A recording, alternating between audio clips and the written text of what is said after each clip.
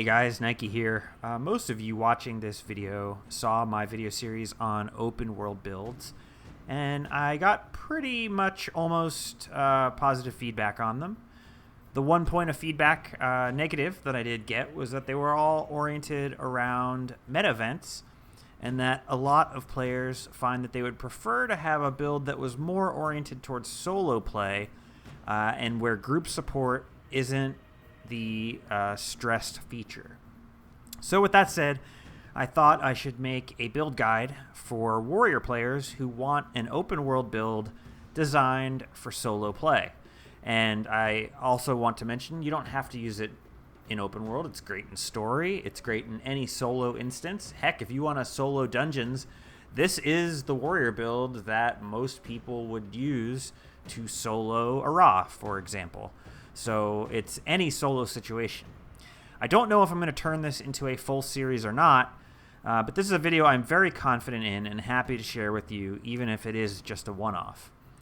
So this warrior build is designed around maximizing the damage warrior can output while solo, as the warrior is more than capable with it of hitting 25 might and 100% crit chance with no additional supports. In addition to some of the best solo damage possible, this build is chock full of defensive capabilities that make it one of the tankiest glass cannon builds you can play. All things together, this is one of the easiest builds to recommend for solo content for all warrior players out there. So I really hope you guys enjoy this. Stay tuned, and let's get into it. Alright, for gear, I've decided to make it so instead of using a complicated Berserkers and Assassins mix, I went for creating a setup that utilizes full Berserkers optimally, so the build is more accessible to more players. I double-checked my work using the Snowcrow's Gear Optimizer website, and you can do the same with whatever mix you find best using the link below if you want to play around with any of the variables.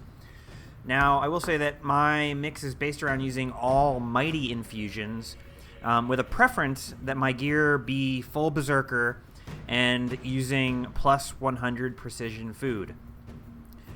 This combination will get us to exactly 100.5% crit chance, but I would rather be overcapped by some of the time by 0.5% than to have to use or recommend a complicated gear combo that new players might be annoyed in acquiring.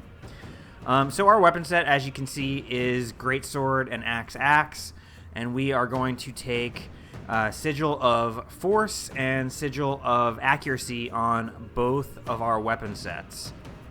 For runes, we are going to use Superior Rune of Strength, which will give us a ton of power DPS and make our natural build's might generation even better, which is very relevant to our damage capabilities while solo.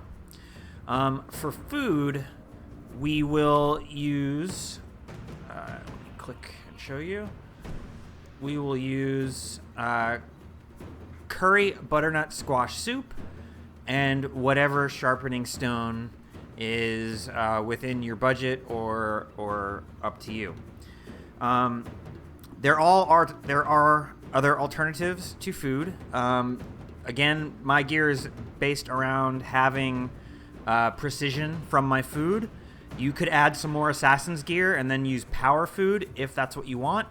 Personally, I think it's better to go full Berserkers with Accuracy Sigil and mighty infusions and not have to worry about precision on your gear, and just get the 100 precision that we need from our food. So that also opens up the door to use other foods if you happen to have them.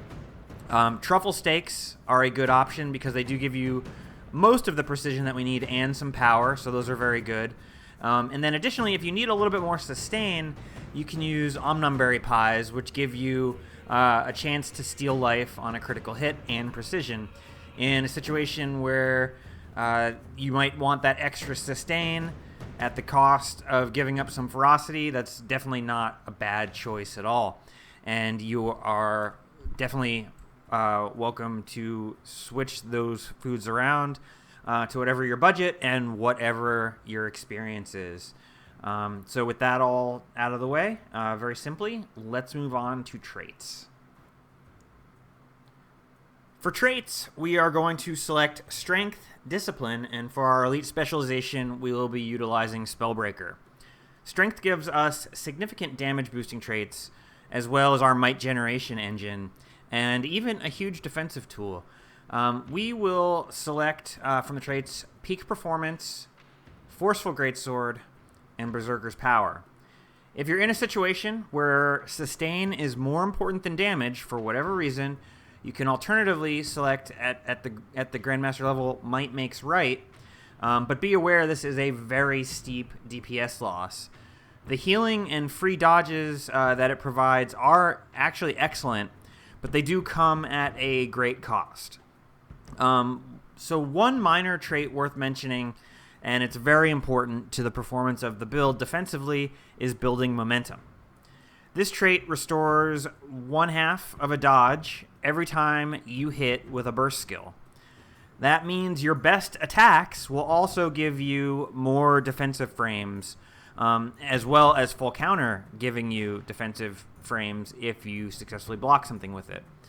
Remembering that your burst skill can give you a dodge back can be the difference between life or death in a lot of situations, and it is a very important defensive tool in your arsenal. Next, we select Discipline because it provides excellent damage bonuses, of course, but also because it provides unmatched utility and quality of life. This utility comes from the adrenaline that you gain on a weapon swap, which allows us to use burst skills more often, fast hands, allowing us to swap more often, and the free movement speed from Warrior Sprint without needing to warp our build around to make sure we have swiftness at all times. So our trait selection and discipline is going to be Warrior Sprint, doubled standards, and Axe Mastery. Frankly, all three of the Grandmaster traits are pretty good and very strong, and you can definitely play around with them and see which one you prefer. But it is rather easy to recommend Axe Mastery because more critical damage and adrenaline generation is always a good thing, and you can't go wrong. So you can sort of start to see how things synergize together here a little bit.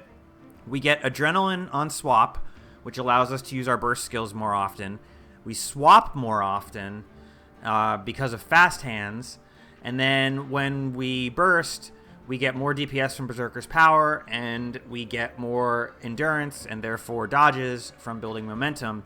So the whole package, you can see, is based around bursting as often as possible in order to give us more offense and more defense at the same time. And Discipline is really the trait line that really enables the playstyle to work. Spellbreaker is our elite specialization, and it provides some very cool stuff. Foremost is Full Counter, which is a burst skill, and it enables and powers into all the burst synergies that we discussed in the build. But it's also a defensive tool in that it is an on-demand block, and when it does successfully block, it sort of detonates and damages the mobs in AoE, as well as doing an AoE CC. Lastly, the trait line adds some more damage to the build and some very much useful might generation. So our trait selections are going to be Pure Strike for more critical damage, Slow Counter for an AoE soft CC when we successfully full counter something, and Magebane Tether, which has a ton of synergy with the build. It gives us a damage boost, and as well, it gives us more might generation, which is very much needed, not only for our damage, but for the overall synergies of the build, and goes well with the rune of strength that we selected. And in fact, it also provides potentially a CC on demand. If you have a mob you're fighting tethered, you can in fact break the tether and pull the target to you, which will be a very strong CC in PvE experience. And so, and one of the weaknesses in this build is that you don't have a ton of on-demand CC. We'll talk a little bit about that later. But yeah, the trait lines, I hope it's obvious at this point. You can see the synergies with everything. Everything we do involves swapping our weapons as often as possible, bursting as often as possible, getting damage from that, generating might, which gives us more damage, and basically everything works towards the same result, and it's pretty cool in practice. So since we've discussed the traits, next we will talk about the skills. Alright guys, let's talk about skills. Our primary healing skill is going to be Healing Signet. Some people might argue for To the Limit, but I think Healing Signet is great because of the passive ability to heal yourself while you're dodging, while you're attacking, and without having to stop what you're doing and activate a healing skill. The main argument for To the Limit is that it allows you to you can cast it at the beginning of a fight to start the fight off with maximum adrenaline, but as we'll see, that's not exactly necessary in this build the way it is set up.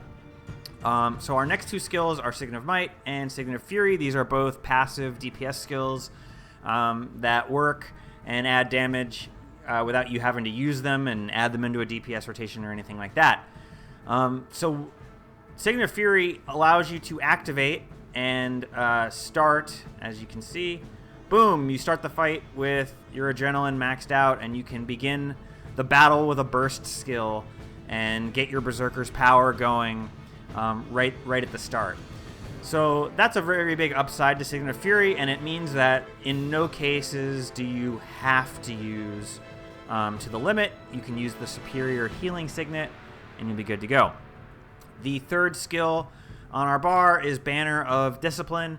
Banner of Discipline, a very big damage boost. However, casting it is cumbersome, and recasting it in the middle of a fight is super cumbersome. So most trash fights that you're going to run into in the game, just crappy trash mods running around the world, they're not very hard. They're going to be over in a couple seconds. Nothing to worry about. So in those situations, don't bother casting the banner. You can kill anything of that nature when it shows up, banner or no banner, so don't bother with it. But for boss fights or something that's going to be a bit challenging, you definitely want to drop the banner because it's a nice damage boost.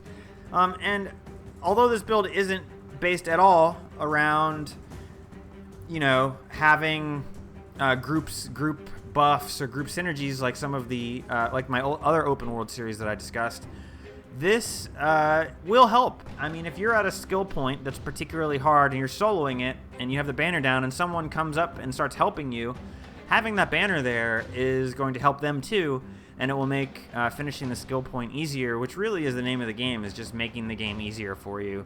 So Banner of Discipline, very good, very good. And then our elite skill is Signet of Rage.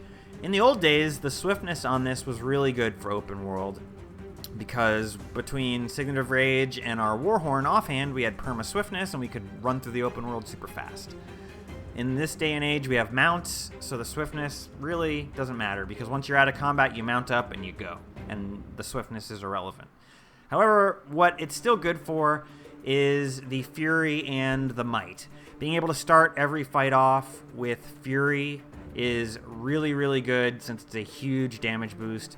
And the stacks of Might are, I mean, nothing to argue with. They're really helpful too.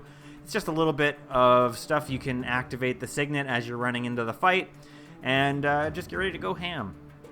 So one thing I do want to mention while we're talking about skills is in solo play, it's not like fighting a set raid boss where what your build does is what it's going to do at the same in every fight. Solo play, there's a million different situations you can find yourself in and a million different types of problems.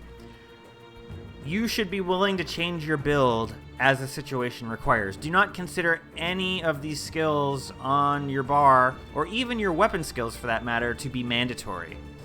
If the situation calls for a lot of CC, by all means trade out Banner of Discipline for Bull's Charge or Stomp or Kick. Whatever you got to do to handle the situation, that's what you want to do. You do not need to lock yourself into this and marry the playstyle. You have to, in fact, use your brain, look at a situation, especially a situation like a skill point or something that might be particularly challenging that you have failed a couple times and you're having trouble with it, you might have to tweak your skills, and it might say, oh, well, we need more CC for this one, or we need more sustain, whatever. It has a lot of condies. Maybe we should switch our healing skill to mending.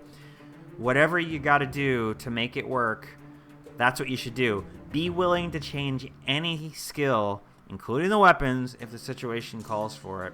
And that's really the name of the game when it comes to solo play. So with that said, we're going to talk a little bit about the DPS rotation, only it might be a little bit different than normal. So one thing I'm not going to do is I'm not going to be showing you a DPS rotation on a golem for this build or any other builds I do if I turn this into a series. The fact is, when you're playing solo, stuff either dies incredibly quickly and doesn't really require a rotation, or it requires too much movement, dodging, and blocking to really qualify as a rotation. What matters most is getting your high damage skills off during windows of opportunity, and this usually entails combos that I want to discuss. First, I will start out by saying that you should be swapping weapons in this build on cooldown. This not only gives you access to burst skills, which are your top priority, but it allows you to use the money skills on each weapon set as often as possible. When you swap to a new set, you will almost always use your burst skill as your very first move in your fight. So we'll go for Greatsword and talk a little bit about the combos first. The most impactful combo on Greatsword is starting with Arcing Slice, followed by 100 Blades, and then Whirlwind Attack. Those three skills are your bread and butter on Greatsword. Those will be your three highest damaging things in the shortest time window, and quite a lot of fights will be over just by doing those three things, especially when you're talking about weak trash mobs. You can just kind of mow them down. Another good combo on Greatsword is Blade Trail and Rush. Blade Trail throws your Greatsword out, and it hits the mob, and then it goes past and then comes back like a boomerang and hits them a second time. So if you use Blade Trail on a mob that's far away and then use Rush, you will close the gap, and your hit from Rush will happen around the same time as your second hit from Blade Trail. So the two hits happen simultaneously, and it sort of gives you pretty good spike damage. I would consider using these two when you're in a situation where you have a gap to close on the mob, maybe because you whirlwind attacked through the mob to avoid damage, or just as part of your just trying to do damage, and now you have a bit of a gap between you and the mob. You can Blade Trail and then Rush to close the gap back. So then we switch to Axe, and then Axe, of course, after eviscerating, you're going to want to use Dual Strike, because not only does Dual Strike hit ridiculously hard, it also gives you quickness, which makes your next few attacks even better. So following Dual Strike, the combo says use Cyclone. Cyclone will apply 6 stacks of Vuln, which is really good. In open world, most of the time, monsters are not going to have capped Vuln. It is actually something that's relevant to consider in your build, is how much Vuln you can generate solo. So 6 stacks of Vuln is 6% more damage. Really big deal versus having it versus not having it. So you want to always use Cyclone in your rotation. And then the bread and butter is Whirling Axe, which is the highest DPS skill you have, period. And ideally, you'll still have some quickness up from the Dual Strike, and you'll at least get some quickness for your Whirling Axe to really burst stuff down and get some value out of that. So one last trick I want to discuss is involving the use of Full Counter. Full Counter will refresh your burst skills, meaning that the normal 6-second cooldown will immediately be over when you successfully Full Counter. The hard part is, let's say you arcing slice, and that uses up 1 bar of adrenaline, and then you full counter, and it uses up another bar of adrenaline. Well, even if you have your arcing slice off cooldown now, you don't necessarily have the adrenaline to use it again. So it's more relevant on Axe, because on Axe we have Axe Mastery, and we get a lot more adrenaline from our hits with Axe. So it's a much more common combo to go Eviscerate, full counter, Cyclone, and then be able to Eviscerate again. So that is one way that you can sort of plan fights ahead. And that's one cool thing about solo play, is that you're a lot more tactical and reactive, and you can sort of it's like a dance almost, where you can plan out combos ahead of time, and you can set up the combo of Eviscerate, full counter, Cyclone, Eviscerate, and really make that happen to utilize your burst skills a lot more often. The other thing to consider when we're talking about these combos is, again, you get endurance back when you burst. So if you're using 3 burst skills back to back to back, now you're talking a dodge and a half that it gets you. So you can really go Eviscerate, full counter, dodge, Cyclone, dual strike, Eviscerate again, and you will really be in a really good situation in a lot of the fights. And so really you have a lot of tools at your disposal and combos that you can do, and it's really important to play a lot and practice your skills and fight a lot of stuff, because you will quickly learn the ins and the outs, and you'll learn when you have to dodge and play defensively, and also when you can go on offense and try to land some of your awesome combos. So yeah, that's it for the DPS rotation, quote unquote. So let's wrap it up. Alright, so that's it, guys. I hope you really enjoyed this build guide, and I hope any of you solo warrior players out there get some real value out of this. If you have questions or comments or tips or tricks, leave them in the comments below. I'd love to hear what you have to say. Additionally, if you guys would like me to turn this into an ongoing series where I do an open world solo roaming build for every profession, let me know, and I will definitely take that into consideration. So anyway, guys, thanks for watching. Have a great day.